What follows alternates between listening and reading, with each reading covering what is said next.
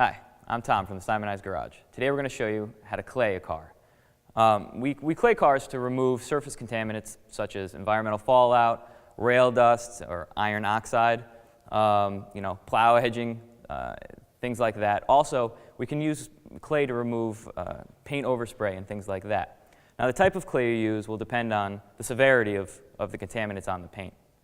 I also would recommend using light clay or light aggressive clay for dark color cars, as more aggressive has the ability to show up scratches.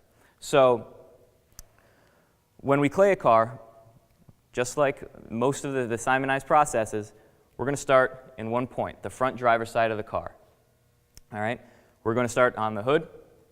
We're always going to reach more than half, okay? So 60%.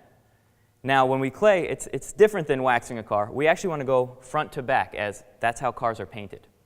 All right? So first, we're going to take a piece of clay that's easily manageable. All right? And I like to make almost like a pancake. Now, as you'll see, when you buy clay, it's about a 200-gram bar. Depending on where you get it, it might be a 100-gram bar. But you don't want to use the whole bar, because if you drop it, it's garbage. All right? Also, you want to continuously knead the clay.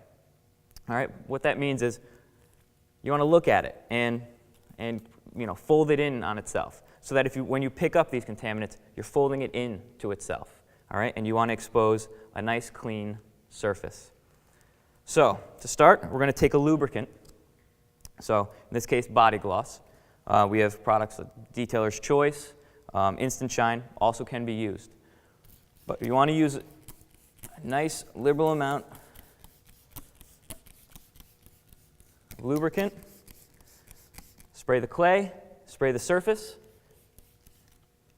And if you feel any drag, if you're going and you just stop, all it means is spray a little bit more, okay?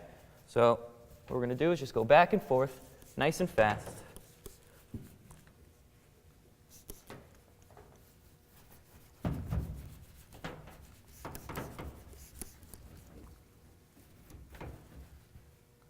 Now, if you can see, it's pulling up a little bit there.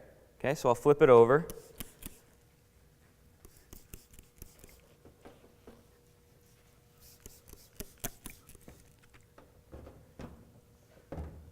Now, we can clay any flat surface. So we can clay headlights, flat plastic like a headlight. We can clay glass, any flat surface.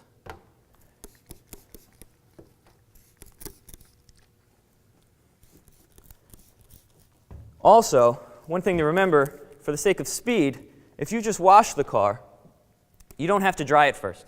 The car actually can be wet.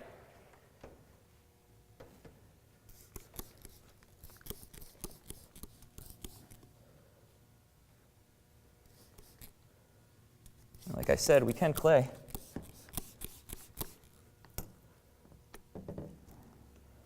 I can actually help remove bugs and things like that as well.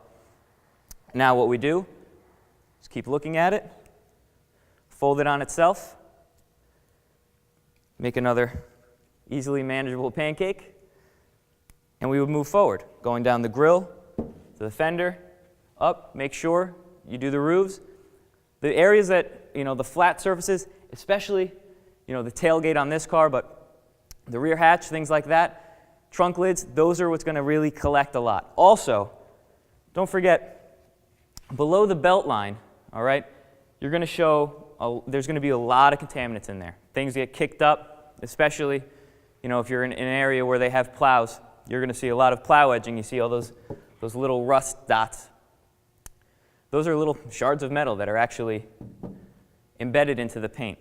You want to keep in mind, in doing that below the belt line area, or the lower part of the car, you want to keep in mind to continuously knead, possibly even go back after you've done the rest of the vehicle and then do those, or use a separate piece of clay. But we make sure we start in the front driver's side, work our way around the car. When we're all said and done, it's as simple as just wiping it away. Now, if it's really hot, or if you're doing this in an area where it just happens to dry up on you, either a damp towel or just mist a little water on it, and it'll reactivate the lubricant and makes it very easy to remove. Now, you're done claying once you've gone around the car, and what you've done is you've prepared the surface. It's perfectly smooth now. Now, what that means is when you wax the car, the wax will actually adhere better and last longer. So make sure that you throw that on with every wax job.